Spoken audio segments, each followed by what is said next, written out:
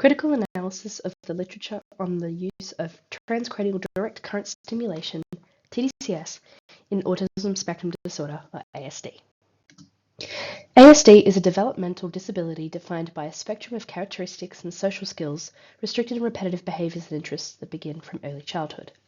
ASD is usually detectable from 18 to 36 months of age and is most commonly diagnosed in males. The most common treatment for symptoms for ASD are psychoeducational therapy and interventions and pharmacological interventions. ASD and its pathophysiology is still being understood and research is ongoing. Chowdhury et al. In 2011 found excitatory neurotransmitter signaling via glutamate receptors were often impaired in participants diagnosed with ASD. Glutamate receptors are responsible for cognitive functions such as memory and learning. Alongside glutamate and other neurotransmitters that have been found to have dysfunctions in patients with ASD are gamma-aminobutyric acid, or GABA. GABA inhibits other neurotransmitters in the central nervous system and can regulate glutamate, ensuring there is no excess.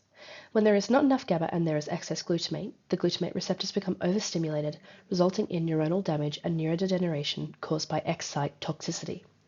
There also becomes high levels of calcium ion influx in the postsynaptic cells, which then activate a cascade of cell degradation and ultimately cell death. Glutamate in the CNS also functions as synaptic neuronal interactions, as well as has a role in brain maturation and cortical organization. A high concentration of glutamate receptors when implicated in ASD are found in the cerebellum, which play a role in affective, cognitive, and sensory functions and motor tasks, and the hippocampus, associated with storing, retrieving, and organizing memory.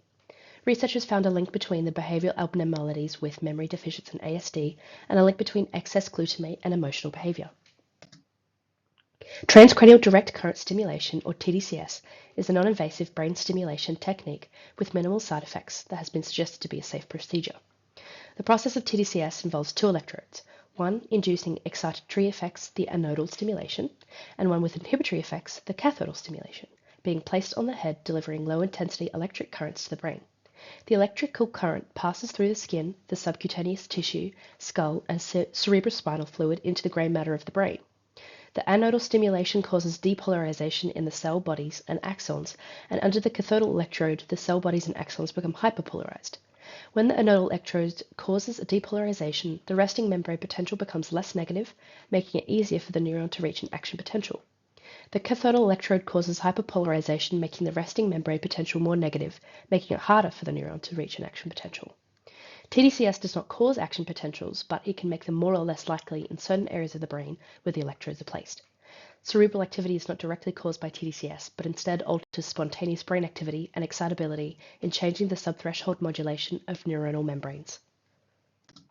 For tDCS, it is most common to target the dorsal lateral prefrontal cortex, or the DLPFC, because researchers found underactivation in this area in participants with ASD. DLPFC plays a primary role in executive functions, specifically cognitive control processes, including goal-directed thought and action, as well as decision-making and cognitive resolution. It also plays a primary role in motor planning, organization, regulation, and inhibition. Amatachaya et al. Conducted a tDCS study in 2015 that was randomized crossover design trial with participants 5 to 8 years of age with mild to moderate ASD. Anodal 1 milliamps was produced, and sham sessions occurred, as well as real sessions occurred across 5 days, with stimulation delivered for 20 minutes over the left DLPFC.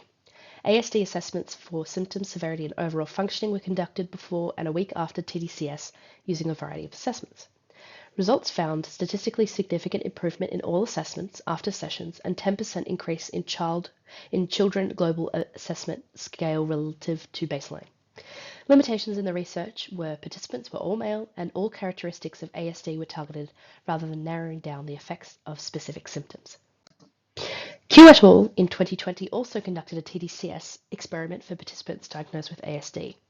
The participants had the tDCS applied 5 times a week for 3 weeks. The anodal electrode was placed over the left DLPFC and the cathodal electrode was placed on the right shoulder contralateral to the anode.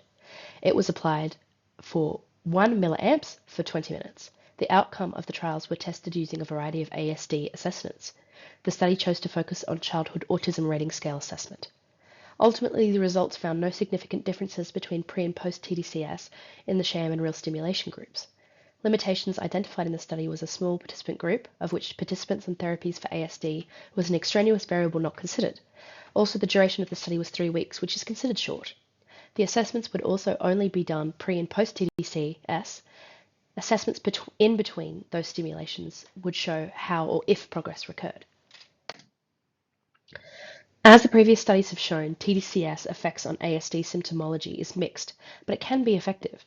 Based on the gaps and limitations in the literature identified, there is still much more research to be done on both ASD and how to make the effects of tDCS more effective with long-lasting results.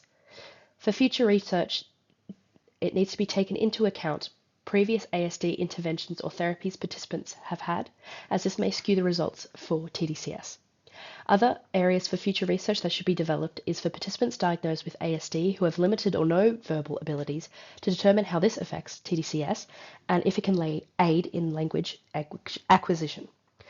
Finally, it would be beneficial to use tDCS on other areas of the brain to see the results, other than just the left DLPFC. For example, there could be a focus on the lateral occipital cortex, which is involved in visual recognition, processing, and spatial analysis, characteristics of all that have been found negatively affected in those diagnosed with ASD.